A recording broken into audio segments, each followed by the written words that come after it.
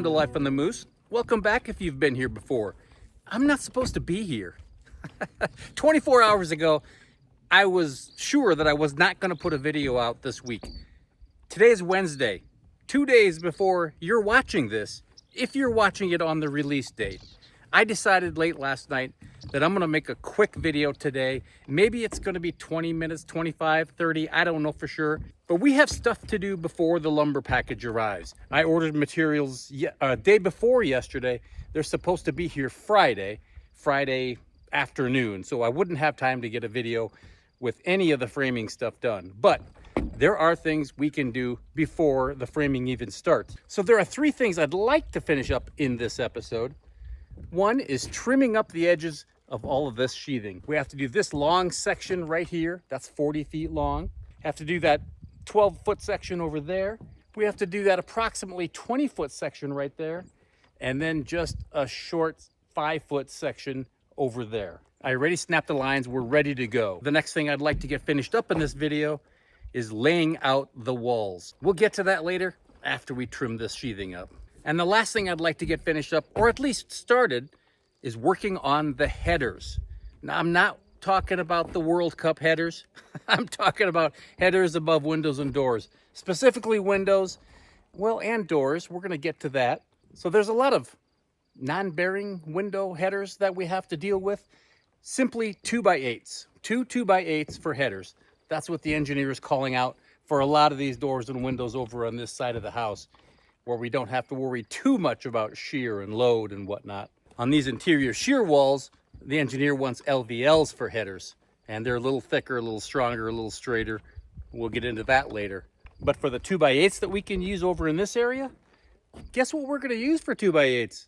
Form boards. Yes, we are not going to have a whole lot of cost in a lot of these headers. We have those leftover 2x8s. We have to clean up a little bit, make sure all the screws are removed. They don't have to be perfect for headers. They just have to be relatively flat, relatively straight. They're going to be insulated headers, by the way. So we'll get into the design of those in just a little bit. Oh, I wanted to let you know how the zip tape performed.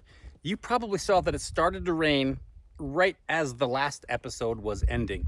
In fact, I think you can see a few raindrops in the final shots. Well, that rain continued all night, all morning, until the next morning, and we got probably a ½ inch of rain.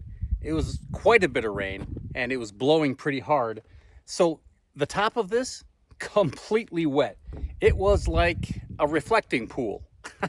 I mean, it was pretty incredible. It actually looked pretty cool, but it did hold water, which is a good thing in a way. At least I know that this tape is working. Nothing is seeping through any seams, so that's a very good thing. Do you remember when I told you about these rim joists, how their LVL rim joists are all about a 1/16 of an inch taller than the individual eye joists that are here? Well, what that does is obviously raises the perimeter of our floor just about a 1/16 of an inch. So this held water really nicely.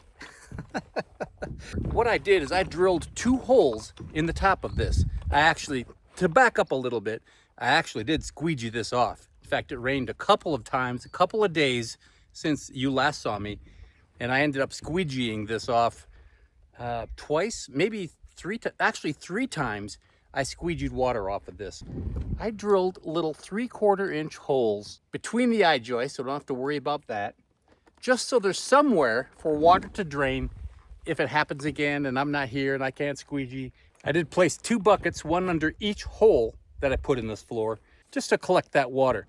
From this hole over here, actually I saw that the water was draining down into the footing. I didn't want that to happen. I don't want to start life with a soggy footing. So I have a couple buckets under here. And I also put that sheet of plywood over the crawl space door. I will eventually get a sealed crawl space door, like a real door, walk-through door. Obviously, I have to have it custom ordered and fit to size, so that'll probably cost as much as my truck. But I'll get it done. I did that because I don't want critters in here. If you remember, this end right here between the rim joists has insulation. So we don't want that insulation. Not only do we want it not to get wet, we don't want critters in there either, nesting well in advance of having this thing sealed up. Right now, for all practical purposes, it is sealed up and it's good to go. In fact, I even put wire mesh at the bottom of these holes just so critters don't crawl right down into it. So we're pretty sealed up, and I'm happy about that. So now why don't we jump right into this, grab my saw, and let's trim up these edges. So right now I'm standing in what I'm calling the starting point of this building. It's where I'm measuring everything off of and squaring everything from. This is the long section of the building, 40 feet to that edge right here, 32 feet to that edge over there. And on this first row of sheathing that I put down, basically all I have to do is remove the tongue, and not even all of the tongue in some spots. So there's not going to be a lot to trim up over here.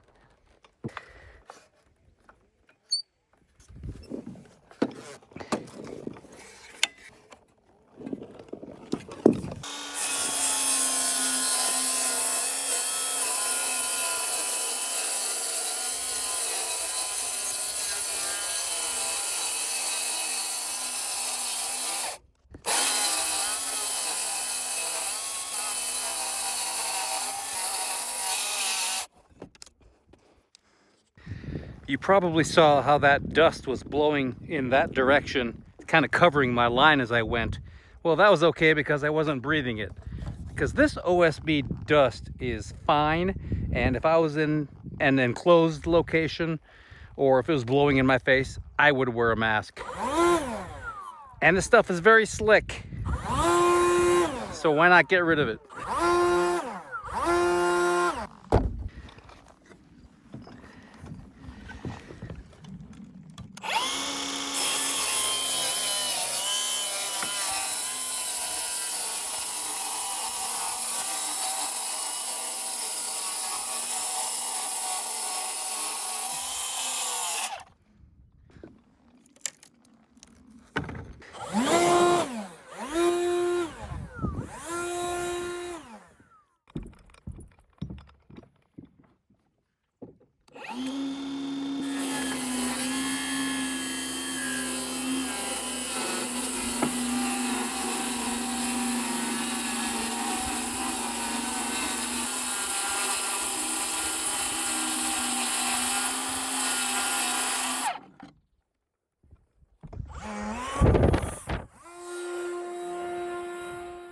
Okay, wall layout.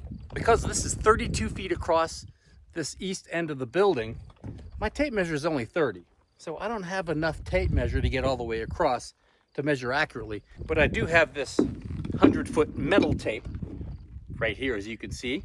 And I always suggest with longer tapes using the metal tapes because the fabric can stretch. No matter which tape you use, I always make sure it's copacetic with my go-to tape measure, one that's in my pocket all the time. So I lined up the long tape, set my tape next to it, just to make sure the lines are lining up, and they are. So that's a good sign. So since this is my control point, I'm gonna measure 5.5 inches, which is the width of the wall, from each side of this corner.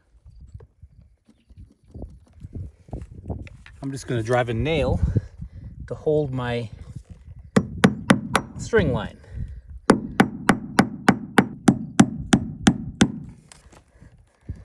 Okay, here's my 32-foot mark. That's pretty close. We are officially less than 1/16 of an inch off, so that's good. So I'm gonna back off 5.5 inches. 1, 2, 3, 4, 5.5. I know this edge is good, so I'm gonna mark back 5.5 from there as well.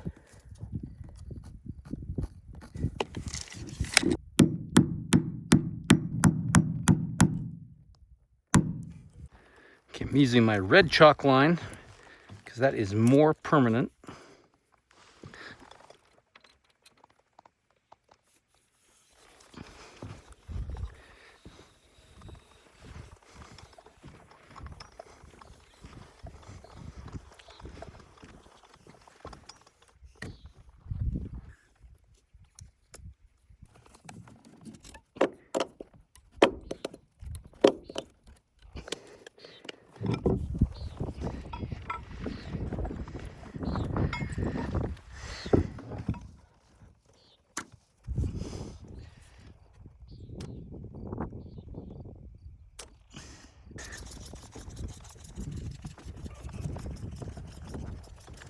Since that over there is my control line, or one of my control lines, I just measured from that side over to here, subtracted 5.5 inches.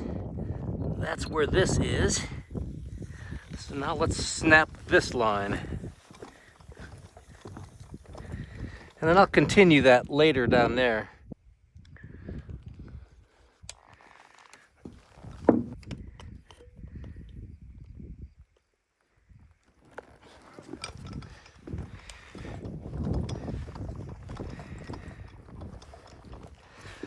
Okay, that looks good. That's exactly where my other parallel is, right there.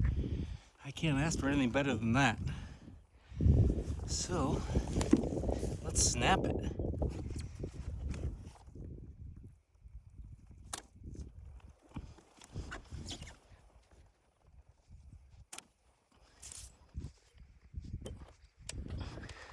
Okay, this is the edge of the primary bedroom right here. And I just pulled parallels from my main line number 1, just like I did earlier. So now I'm going to snap this line. This is actually where we're going to start framing. I'll get into how and why next episode.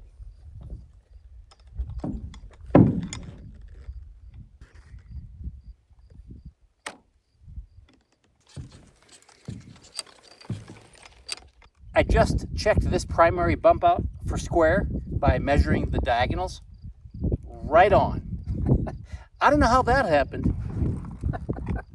Stroke of luck, that's all I'm saying.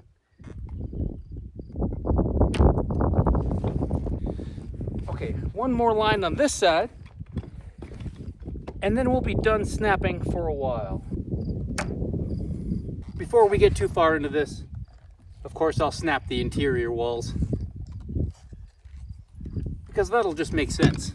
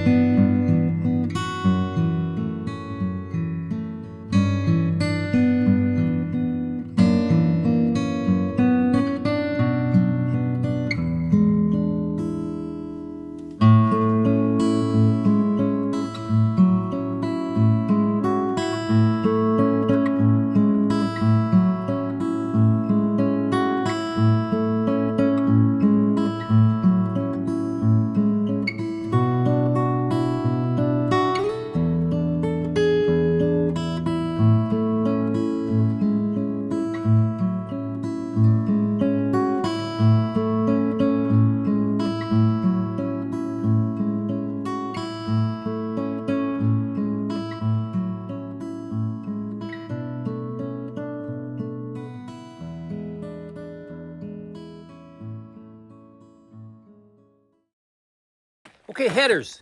Let's talk headers. Well, actually, let's go in the barn of my office and we'll take a look at the plans so you know exactly what I'm talking about.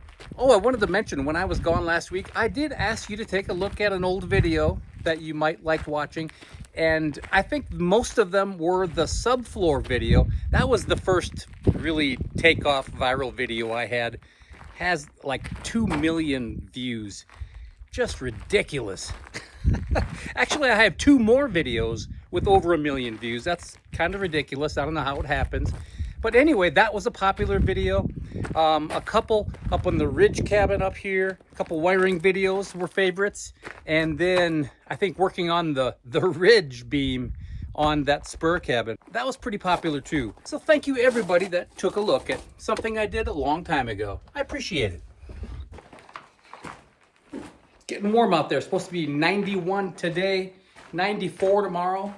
And then we're in a reprieve for a few degrees, not a whole lot, but it will be a few degrees cooler as the week progresses. And of course, I got a warning on my phone this morning that we are in a fire danger warning.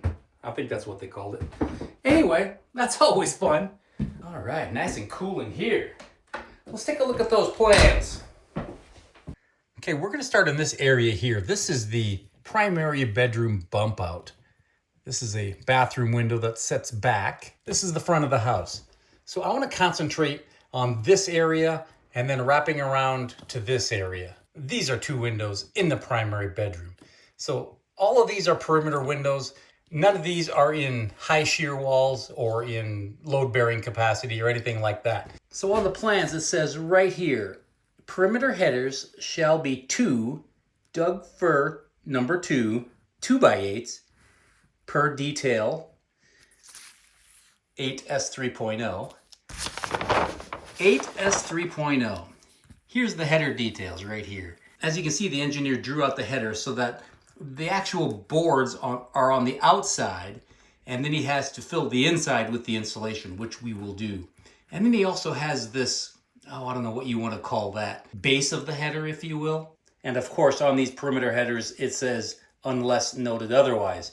Well, if you take a look at it, for example, at these big windows on the south side of the house right here, 2 big windows, I think they are 4 feet wide each, and it is a load-bearing wall since the rafters are going to run down in this direction.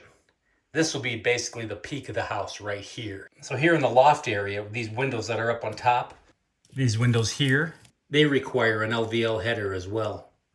So these will all be 3 feet wide, these rough window openings. So 1, 2, 3, 4, 5. And then on the south end of the primary, even though it's not marked, these are 2 feet wide, 4 feet tall, just like the one in the bathroom. So 2, 2, and 2. So when I say a 3-foot window, I'm really referring to a 3-foot rough opening. The window will probably be a couple inches shy of that.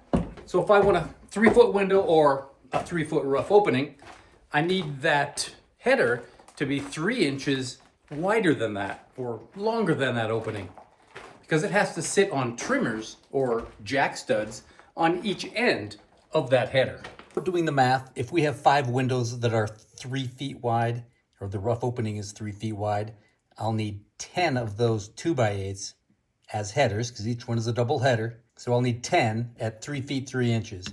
And the 2-foot wide windows, I'll need 6 of them at 2 feet 3 inches. Okay, here are my leftover 2x8s. These were the ones that I used to form up the footings. Do you remember that when these were used for the footing forms? That was such good times. They're a little bit messy, but we're going to use them because they're free. Come on.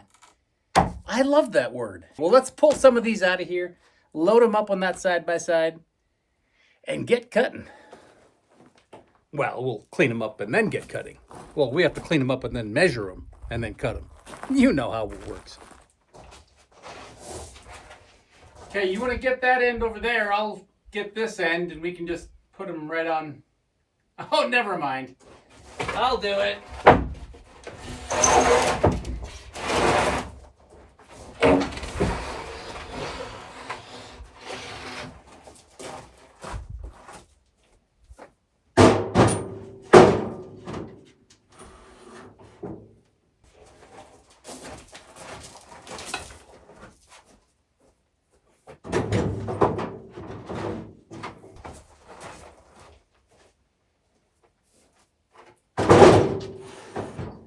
take a few extra because I know I'll need them eventually, so I might as well get them to the barn.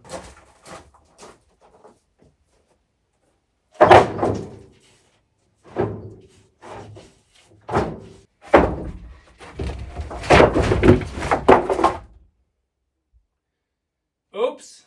Let's clean this up quickly, should we?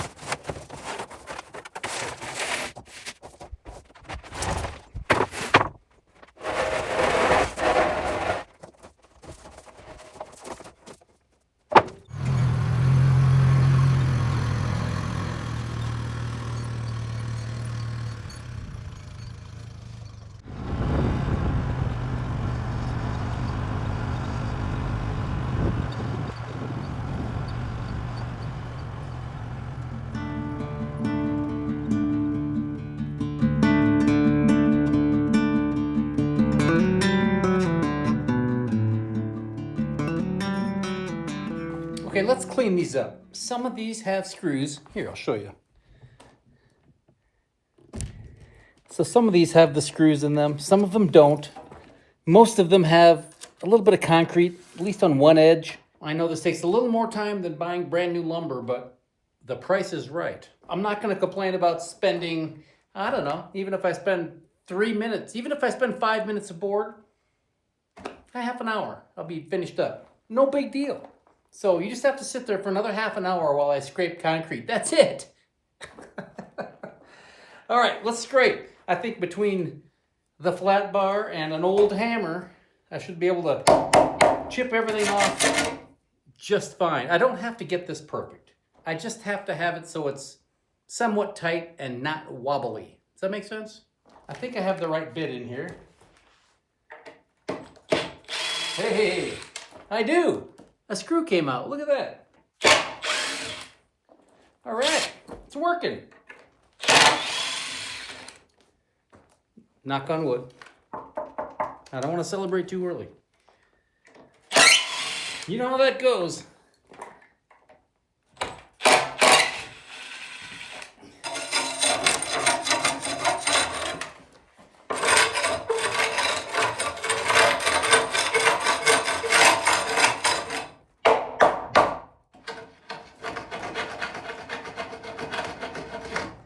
Okay, just like that, I have one edge finished up. So that didn't take too long. And I think that's going to be just fine for what we're doing. Okay, that edge is good. I noticed that one side is good on almost all of these. What's an 8-foot 2x8 cost? I don't know, $10? I mean, I don't know. How much you make an hour if you're making $10 for 3 minutes? I'll take it.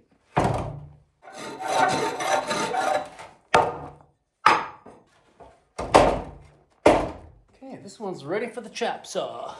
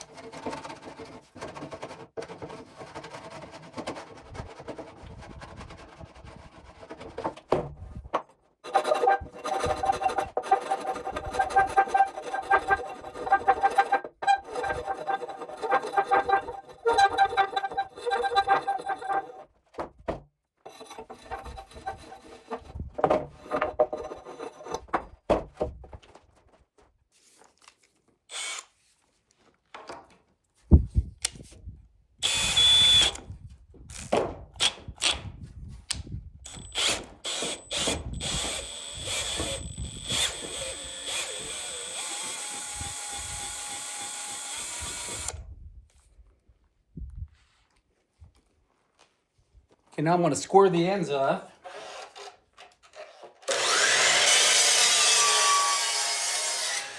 and measure over 3 feet 3 inches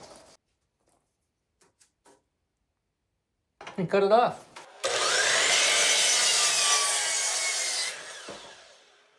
I'm just going to use this board, flush up the left side, draw a line, and now I know to take my line or cut my line away. I am going to use the same board every time to trace that line too, by the way. Because if you trace a board, cut it, use the new board to trace, you do that 10 times, you could be off 1/4 inch quicker than you think. All right, so now, hey, look at this. So now 2 feet 3 inches.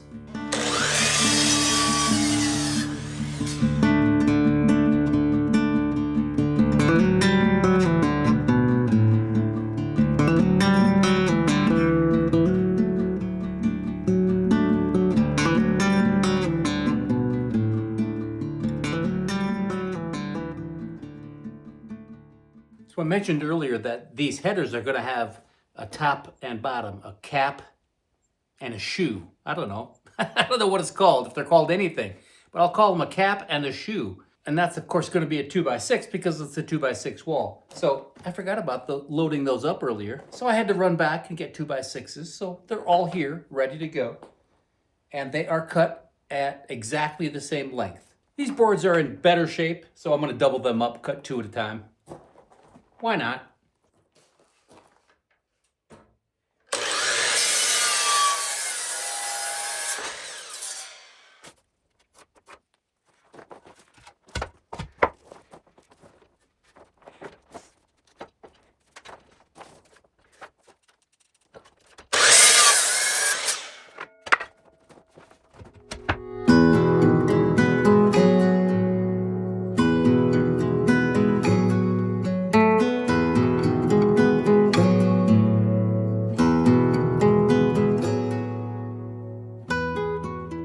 All right, here's how our header will be laid out, just like this. This is how it's going to stand. So we need 2.5 inches of insulation, and that's what I have. Not all in one sheet. I mean, come on, can't be that easy. I have 1 inch and 1.5 inches. So I'm just going to rip those on the table saw. I have it set for about 7 1/8 inches because my 2x8s, they aren't even 7 1/4 anymore. They're more like 7 1/8. But that doesn't matter. It doesn't really matter at all. It isn't going to conflict with anything in the framing of the wall.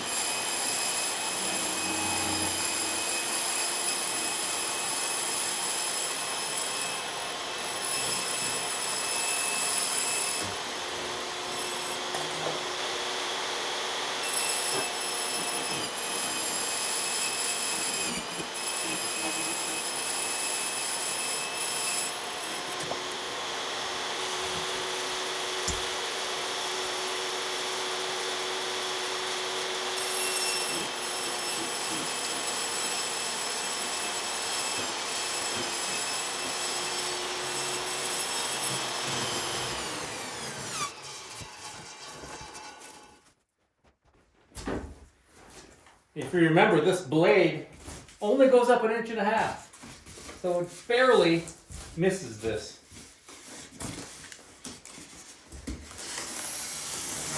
If only I had another table saw.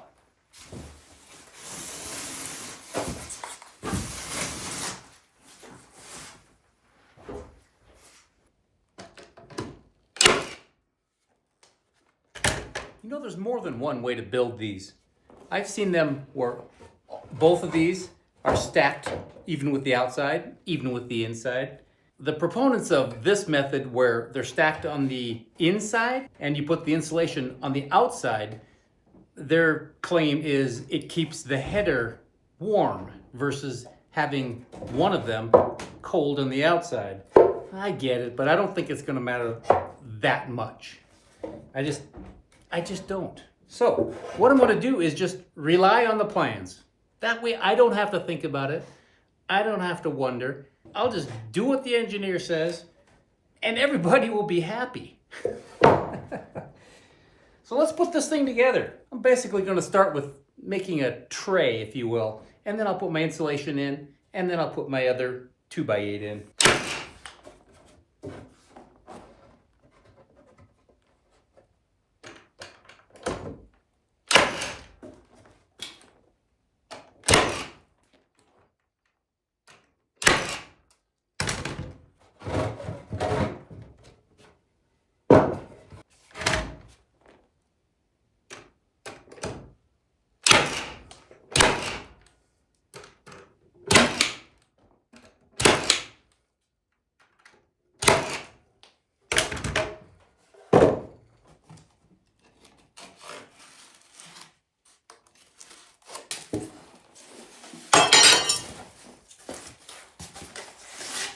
Okay, since I'm dealing with a hard edge right here, there's always a chance that there's going to be a pocket of cold air in this header. So I'm going to embed this, if you will, in some caulk. Now, I don't know if you're familiar with quad where you are. Got this at Home Depot, big box store. It's about the best caulk I've ever used off the shelf. Actually, it's probably the best caulk I've ever used, period. It's very good. I haven't used them all, don't get me wrong, but this is very, very good stuff. So I'm just going to put a bead in the corners.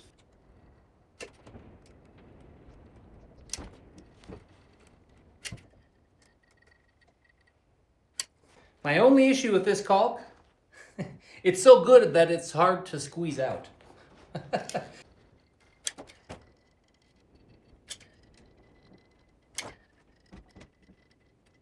So basically it looks like this. I'm going to set this in here. Squeeze it in there. Now I'm just going to do the same thing. A bead of caulk in the corners.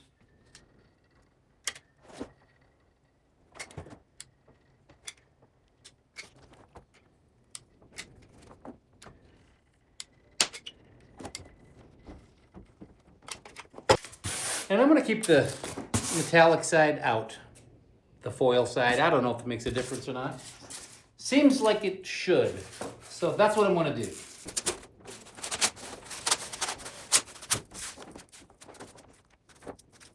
All right, we should have 1.5 inches left. And we do. Small bead of caulk just to finish it off. All right.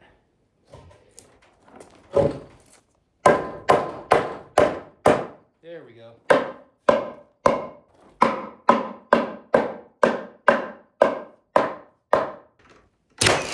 See, I never show you my mistakes. Let's try that again.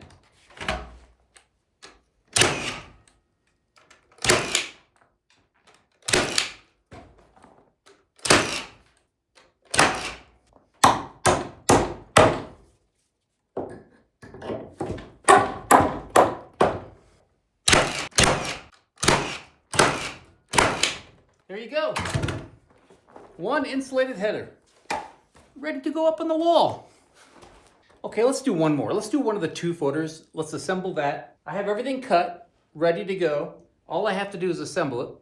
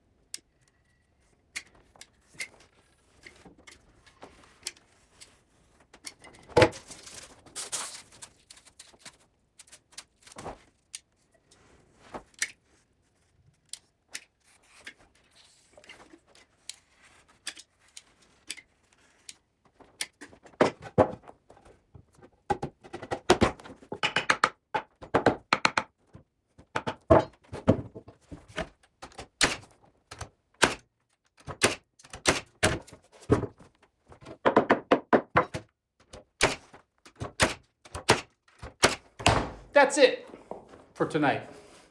Another one in the books. All right, why don't you stay put? I'm gonna go relax for a little bit, get a drink of water, and I'll see you in the morning. And maybe we'll do like the 6-footer. Just one more? Yeah, we'll do something tomorrow. It'll be fun. You won't want to miss it, so don't go anywhere.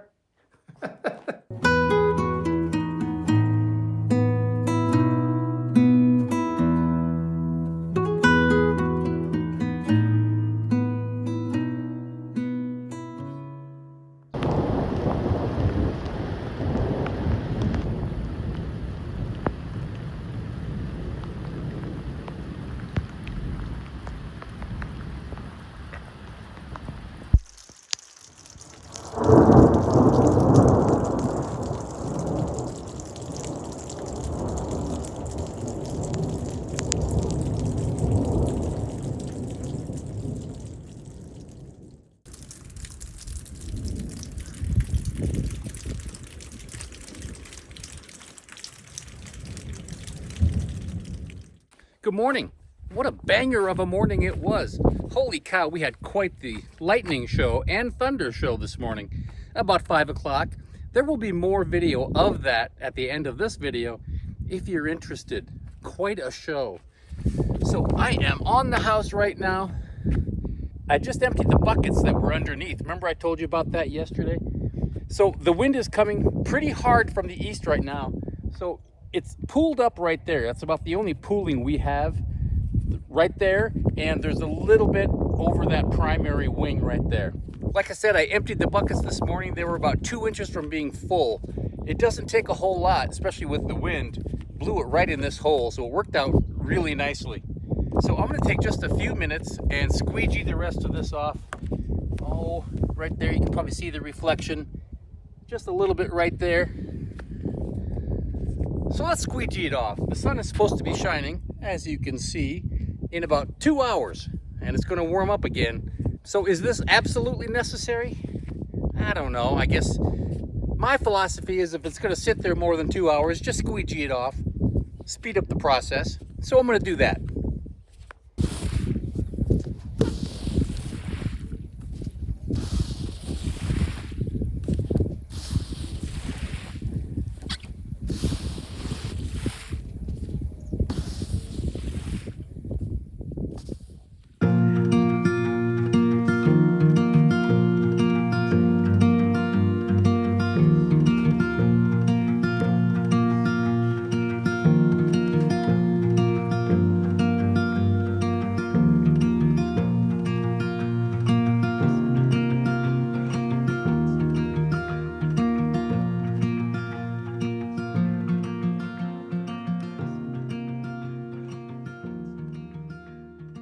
Well, this is drying very quickly.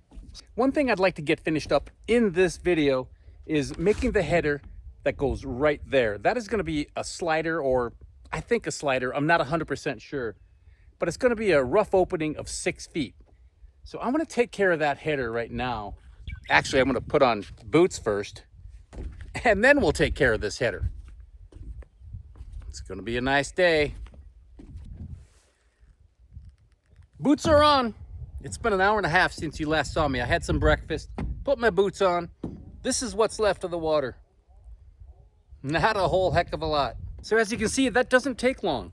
I have to get moving on that header so I can get this video wrapped up. It is Thursday. This video comes out tomorrow. And I just found out that my Wi-Fi is gone. I have Starlink here at the cabin.